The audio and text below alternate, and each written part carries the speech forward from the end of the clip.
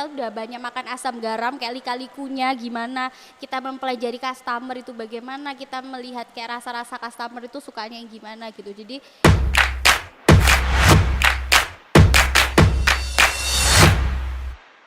Assalamualaikum warahmatullahi wabarakatuh. Kembali lagi bersama kita di HMJ Podcast. Nah, kali ini kita kedatangan narasumber yang cantik dan gak kalah suksesnya. Nah, bisa di sini ada Mbak Talia, bisa perkenalkan dirinya dulu. halo, jadi perkenalkan nama saya Atalia Renita, saya itu dari mahasiswa UMSIDA semester 5. Nah, Mbak Talia ini ada bisnis di bidang makanan dan online shop ya. Iya. Jadi ada bisnis makanan tuh bisnis keluarga namanya Dapur Mama Ken, sama saya juga ada bisnis online shop.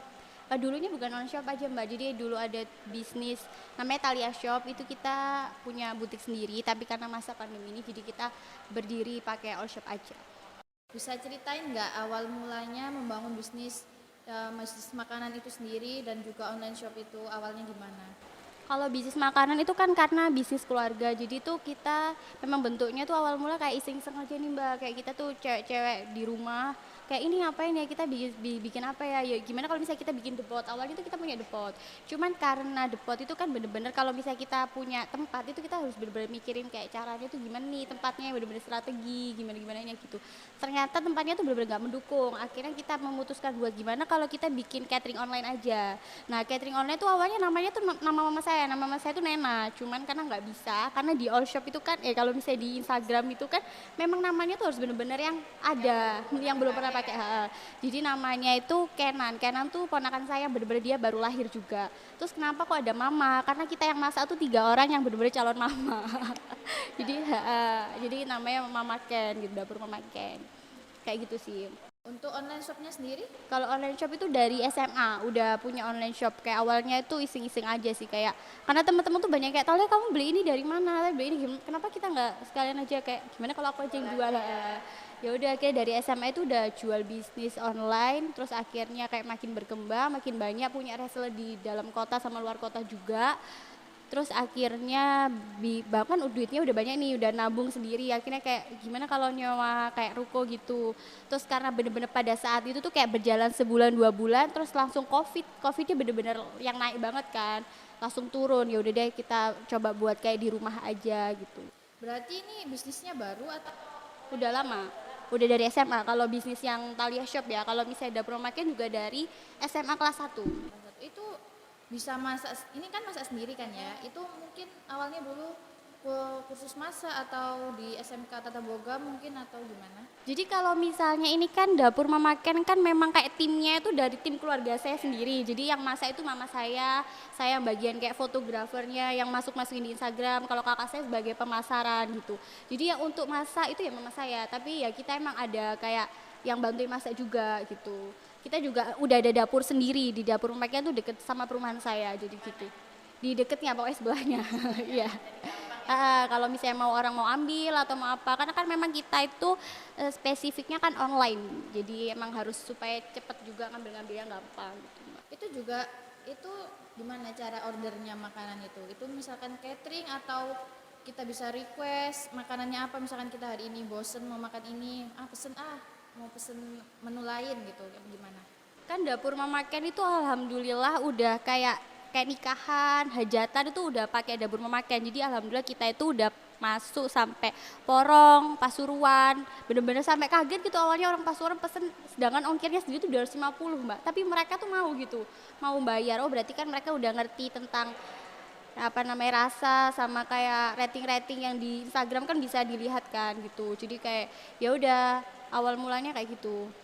Untuk request makanan? Ya request makanan tuh kita nggak bisa kan, kita kan kayak daily catering, kita juga ada daily catering, apalagi di masa pandemi covid kayak gini tuh orang tuh banyak banget yang daily catering sama dapur Mama Ken, karena kan kayak orang kena covid atau gimana-gimana gitu kayak pesen sekalian kayak seminggu atau berapa minggu jadi nanti kita kirim bayar order apa Grab gitu, itu bisa, itu nggak bisa request. Tapi kalau misalnya kayak request per harga per box itu bisa di kita, menyesuaikan budget customer. Itu mulai dari harga 12.000 nasi kotaknya. Iya, itu udah dapat nasi, ikan, sayur, promosi aja. terus itu kita by WA. Iya, by WA. by admin WA. Gojek gitu nggak ada? Nggak ada, karena kan kita kan tadi yang bilang kita tuh bukan kayak memang jualan tiap hari, tapi kita memang lebih spesifik kayak kotaan, nasi kota atau kayak hajatan, kayak nikahan gitu kita bisa. Terus kalau yang daily catering kan memang sudah ada menunya dari awal, jadi nggak bisa langsung pesen dari Gojek atau Grab. Cuman kalau di kurir kita juga ada kurir, tapi bisa juga orang beli gosen, gosen kan bisa langsung dibayar sama Grabnya gitu Mbak. Sama aja sebenarnya. Kalau untuk online shopnya sendiri, itu apa aja sih yang dijual di online shop itu tadi? Iya, jadi tuh awal mulanya tuh waktu pas SMA itu tuh kayak kakak saya tuh bawa aloe vera dari luar negeri karena suka layar-layar. Jadi kayak ini loh dia aloe vera yang sebenarnya kayak di Sidoarjo Surabaya itu harganya mahal banget karena pas tuh lagi booming banget ya. Terus habis itu akhirnya aku mau dong gitu. Terus akhirnya besoknya dia layar lagi, terus dia ngomong ini tak kasih kontak orangnya. Nanti kalau kamu mau kamu tinggal nanti bisa kirim gitu. Terus aku kayak banyak nawarin teman gitu iseng gitu. Terus akhirnya mereka kayak iya dong mau dong beli dong gini-gini dan akhirnya kayak ya udah ngeluas aja gitu. Dan awalnya tuh nggak buka itu Mbak, nggak buka dari Instagram, bener-bener cuman main ke teman sama ke teman. Jadi kayak terus akhirnya kok makin banyak nih reseller-resellernya, banyak teman-teman dari reseller luar kota, dalam kota kayak lebih dari 10 orang lebih gitu. Jadi alhamdulillah, terus habis itu akhirnya nabung, ini bikin apa lagi nih gitu. Terus akhirnya aku tuh punya temen, jadi dia tuh kayak bikin ada pabrik casing. Jadi aku tuh juga dulu sempet jualan casing yang harganya cuma 10.000 tapi kualitasnya bagus banget. Dia tuh karena kayak relasi ya, jadi kayak dapet oh alah bagus nih, akhirnya aku jual juga gitu. Terus akhirnya mikir ini kayaknya duit tabungan nih lumayan nih, gimana kalau misalnya lebih dikembangin lagi. Pengen apa ya, jualan apa ya, akhirnya bikinlah apa nyewa ruko deket rumah juga, tapi ternyata nggak prospek karena pada saat itu bener-bener langsung besoknya pandemi kayak sebulan 2 bulan gitu pandemi, akhirnya ya udahlah kita lebih ke online aja gitu. Untuk resellernya sendiri nih, mungkin teman-teman yang lihat video ini pengen nih dari resellernya Mbak Thalia, gimana sih caranya, masih buka nggak lowongan untuk jadi reseller?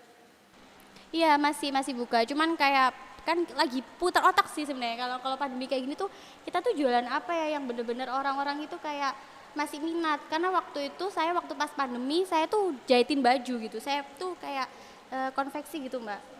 Gini nih aku mikir nih ya, ini baju kalau misalnya aku jual murah tapi kayak bentuknya yang itu aja tuh orang tuh mau nggak, minat nggak gitu. Ternyata itu minat, awal 1, 2, 3 itu lagi rame banget, tapi lama-lama tuh mungkin orang tuh bosen ya, jadi orang tuh lebih milih kayak untuk teman-temanku ya, maksudnya orang lebih milih kayak agak mahal dikit nggak apa-apa tapi lebih berkualitas gitu. Jadi kayak lagi mikir lagi nih, sekarang ini putar otak lagi nih untuk masa covid kayak gini nih, gimana yang cocok banget untuk mempertahankan bisnis anak muda.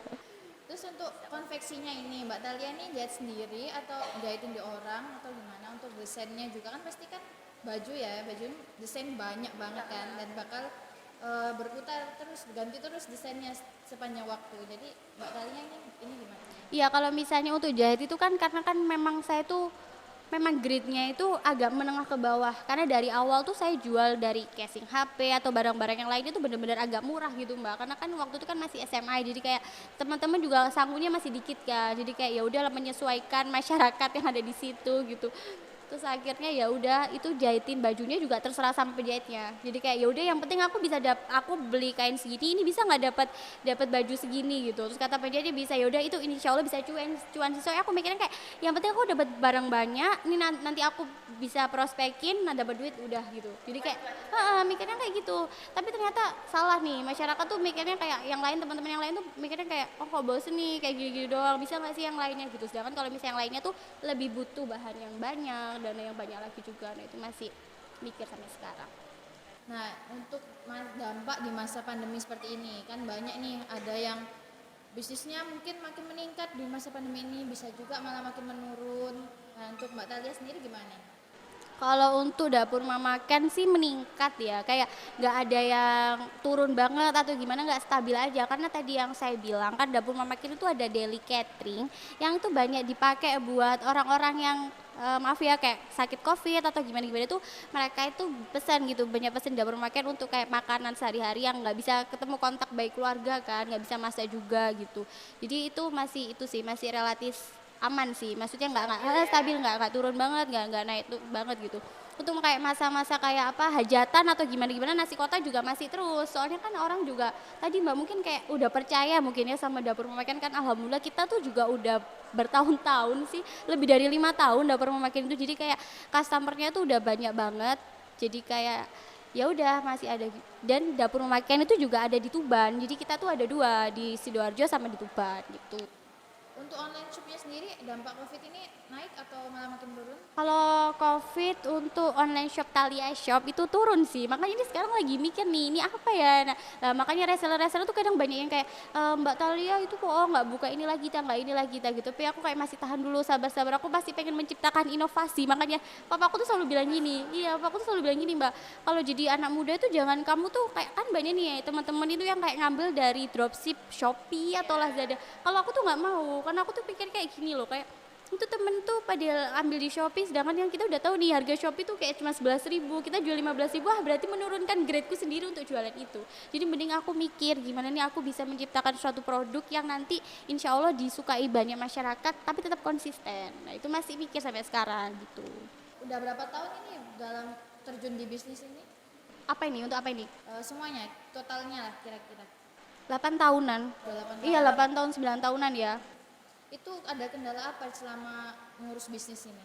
Kendalanya banyak banget sih Mbak ya, kalau misalnya kayak customer, terus habis itu kayak mental ya, lebih ke mental ya mungkin ya. Karena kadang kan kalau misal dari all shop sendiri tuh kadang kayak teman sendiri tuh kayak iya ta ini harga segini ta gini-gini kayak gitu, tapi kayak kita ya udah kamu mau beli apa enggak, apa enggak, kita tetap kayak masih tahan-tahan aja sih. Nah, untuk customer sendiri nih ya, kan customer kan berbagai macam sifatnya. Nah, gimana sih cara Mbak Thalia sendiri nih handle misalkan customer yang banyak maunya nih, aku mau harga 12.000 tapi lauknya yang macam-macam gitu, gimana caranya? Kalau misalnya itu sih kita nggak bisa kayak menyalahkan customer karena memang kan kayak mereka pengen mencari yang terbaik buat acaranya dengan harga yang sekian sesuai sama budgetnya. Malah di dapur memakan itu kita kayak menyesuaikan budget maunya berapa gitu.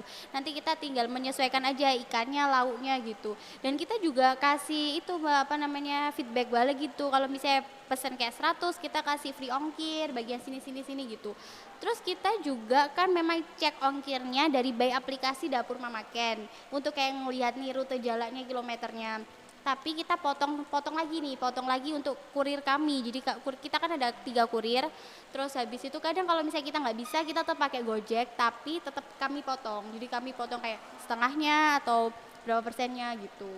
Nah, sekarang kenapa sih kita ini harus milih dapur mamaken untuk di catering kita nanti, misalkan kita ada acara nih, kenapa kita harus pilih dapur mamaken?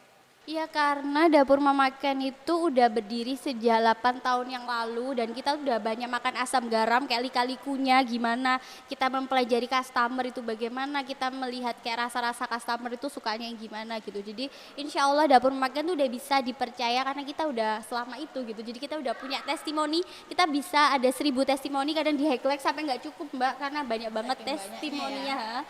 Alhamdulillah. Dan kita juga ada kayak free custom stiker. Jadi kalau misalnya kayak ini mbaknya ada acara ulang tahun, kita bisa ngedesain sendiri untuk customer kita kayak acara ulang tahun atau apa, kita desain sendiri, kita nanti yang nempelin di kardusnya sendiri. Nanti kardus tuh kita juga ada banyak pilihan kayak Mika Bento, kardus coklat, apapun itu kita bisa kayak request by customer sesuai dengan budget mereka gitu. Nah, mungkin Mbak Thalia ini ada pesan-pesan buat di luar sana, mungkin banyak entrepreneur muda yang baru memulai bisnis dan juga mempertahankan bisnisnya di masa pandemi ini. Untuk inovasi, kita tuh anak muda itu harus banyak-banyak inovasi sama kayak relasi sih. Menurutku relasi itu sangat penting banget, Mbak. Kenapa? Karena kita tuh kayak, ini aku ketemu nih sama Mbak Atika, nanti aku bisa kan sedikit-sedikit kayak, Mbak Atika aku jualan kerudung loh, gitu kan kita bisa juga. Jadi untuk nambah teman, supaya kita tuh banyak teman untuk bisa membeli dan mengenalkan bisnis kita. Terus ya kita harus bisa mempertahankan di masa pandemi kayak gini kan ya banyak banget sih jatuh-jatuhnya gitu. Jadi kita harus memikirkan strategi apa yang sesuai sama COVID kayak gini. Kalau bisa sih menciptakan inovasi sih Mbak, benar-benar menciptakan inovasi, terus benar-benar pepegang teguh strategi. Kalau apapun misalnya kalau namanya orang bisnis tuh nggak mungkin langsung kayak bangkit atau balik modal 100% itu nggak mungkin. Jadi kayak harus bisa tetap sekonsisten sama tujuan awalnya ini untuk apa, bisnisnya pengen apa gitu. Jadi kayak menciptakan sesuatu barang yang dibutuhkan sampai jangka panjang. Nah, terima kasih buat Mbak Talia yang udah sharing-sharing nih pengalaman tentang membangun bisnisnya dan mempertahankan bisnis buat kita semua. Nah, yang mau cek IG-nya bisa di bawah sini ya. Oke, sampai di sini dulu podcast kita kali ini. Jangan lupa nantikan podcast kita selanjutnya. Jangan lupa like, Komen. dan subscribe YouTube Hima Prodi Management. See you. Wassalamualaikum warahmatullahi wabarakatuh.